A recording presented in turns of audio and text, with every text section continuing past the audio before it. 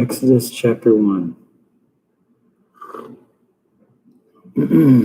These are the names of the sons of Israel who came to Egypt with Jacob, each with his household: Reuben, Simeon, Levi, Judah, Issachar, Zebulun, and Benjamin, Dan and Naphtali, Gad and Asher. All the descendants of Jacob were 70 persons. Joseph was already in Egypt. Then Joseph died, and all his brothers and all that generation. But the people of Israel were fruitful and increased greatly. They multiplied and grew exceedingly strong, so that the land was filled with them. Now there arose a new king over Egypt who did not know Joseph, and he said to his people, "Behold, the people of Israel are too many and too mighty for us. Come and let us deal shrewdly with them, lest they multiply, and if war breaks out, they join our enemies and fight against us and escape from the land." Therefore they set taskmasters over them to afflict them with heavy burdens. They built for Pharaoh store cities, Pithom and Ramses. But the more they were oppressed, the more they multiplied, and the more they spread abroad. And the Egyptians were in dread of the people of Israel. So they ruthlessly made the people of Israel work as slaves, and made their lives bitter with hard service and mortar and brick, and all kinds of work in the field. In all their work they ruthlessly made them work as slaves.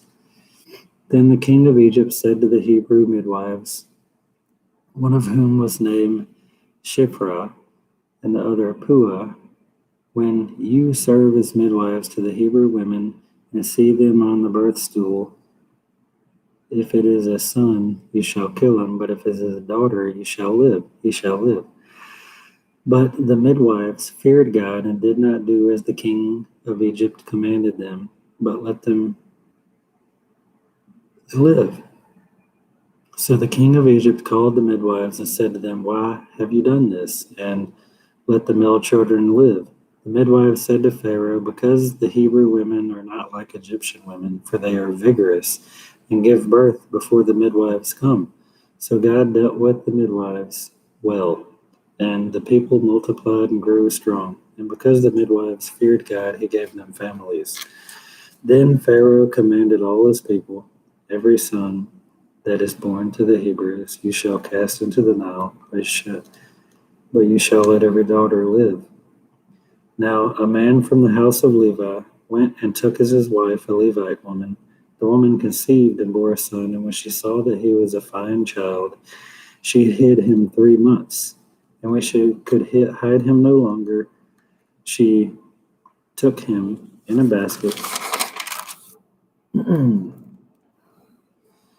made of bulrushes and dabbed it with bitumen and pitch.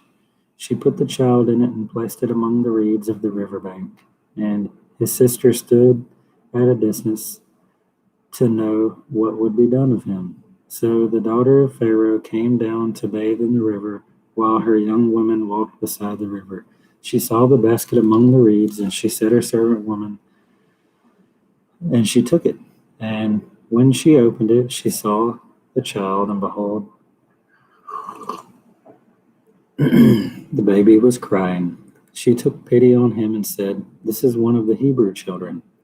Then his sister said to Pharaoh's daughter, "Shall I go and call you a nurse from the Hebrew women to nurse the child for you?" Pharaoh's daughter said to her, "Go."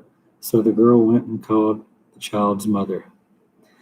And Pharaoh's daughter said to her, "Take the child away and nurse him for me, and I will give you wages." So the woman took the child and nursed him.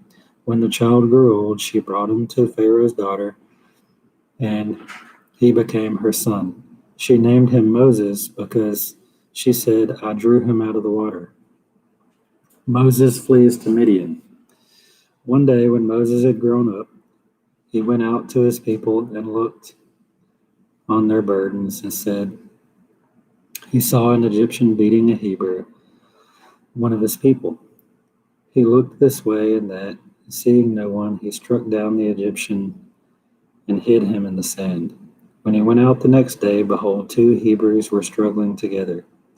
And he said to the man in the wrong, Why do you strike your companion? He answered, Who made you the prince and judge over us? Do you mean to kill us as you killed the Egyptian? Then Moses, afraid, thought, Surely the thing was known. And Pharaoh heard of it and sought to kill Moses. But Moses fled from Pharaoh and stayed in the land of Midian. And he sat down by a well. Now the priest of Midian had 7 daughters, and they came to draw water, and filled the troughs to water their flock. The shepherds came and drove them away, but Moses stood up and saved them, and watered their flock. And when they came home to their father Reuel, he said, How is it that you have come home so soon today? They said, An Egyptian delivered us out of the hand of the shepherds, and he even drew water for our flock. He said to his daughters, Then where is he? Why have you left the man? Call him, that he may eat bread. And Moses was content to dwell with the man, and he gave Moses his daughter Zipporah. She gave birth to a son, and she called his name Gershom. For he said, I have been a sojourner in a foreign land. God hears Israel's groaning. During those many days, the king of Egypt died, and the people of Israel groaned because of their slavery and cried out for help. Their cry for rescue from slavery came up to God, and God heard their groaning. And God remembered his covenant with Abraham, with Isaac, and with Jacob. God saw the people of Israel, and God knew. Now Moses was keeping the flock of his father-in-law Jethro, the priest of Midian, and he led his flock to the west side of the wilderness and came to Horeb, the mountain of God. Horeb, the mountain of God. And the angel of the Lord appeared to him in a flame of fire out of the midst of a bush. He looked, and behold, the bush was burning, yet it was not consumed. And Moses said, I will turn aside to see this great sight. Why is the bush not burned? When the Lord saw that he turned aside, God called out to him from the bush, Moses, Moses. And he said, Here I am. Then he said, Do not come near. Take your sandals off your feet, for the place on which you are standing is holy ground.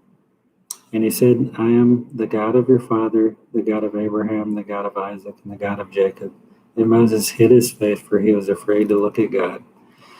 Then the Lord said, I have surely seen the affliction of my people who are in Egypt, and have heard their cry because of their taskmasters.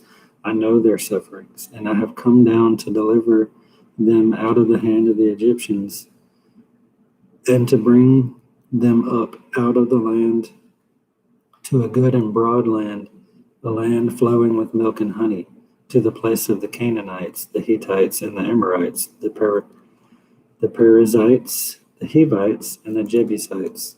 And now behold, the cry of my people Israel has come up to me, and I have also seen the oppression with which the Egyptians oppress them.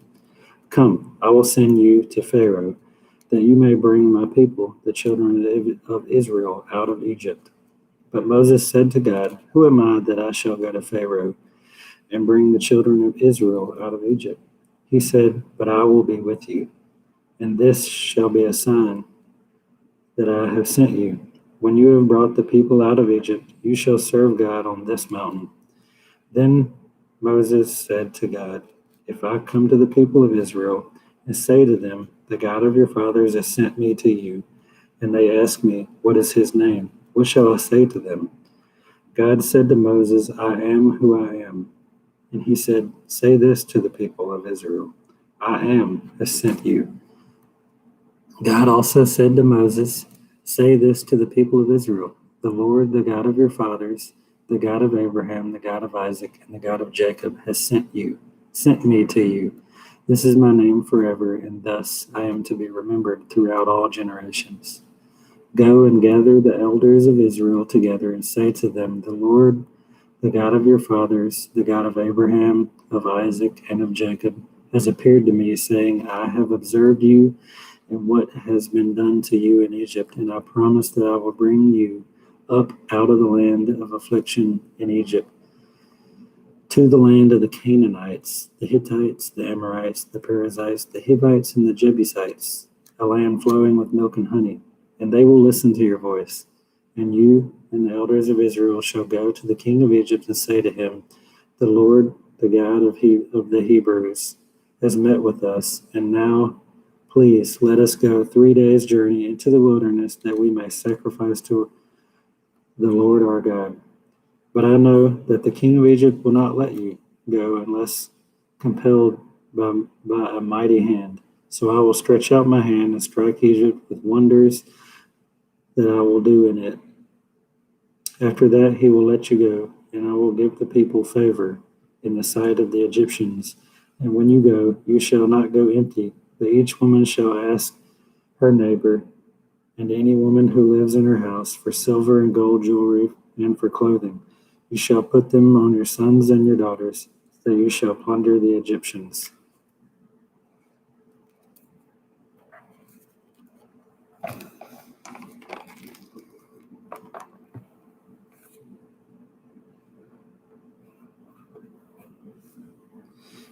Psalm 17.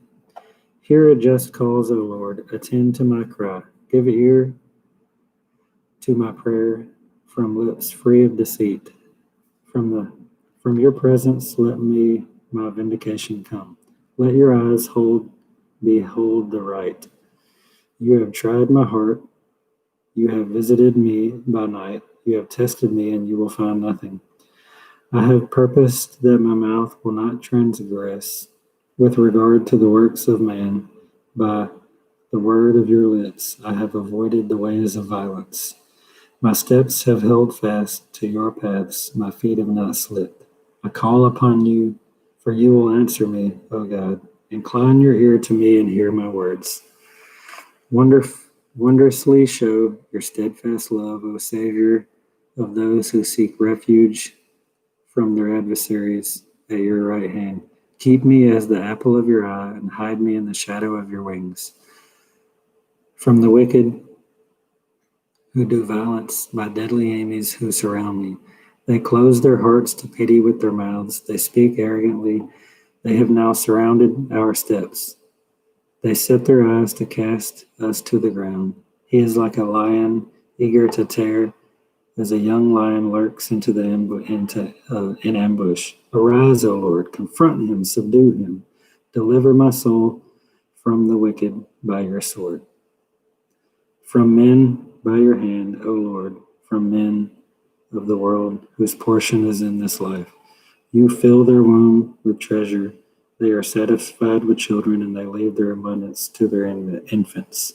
As for me, I shall behold your face in righteousness. When I awake, I shall be satisfied like your likeness.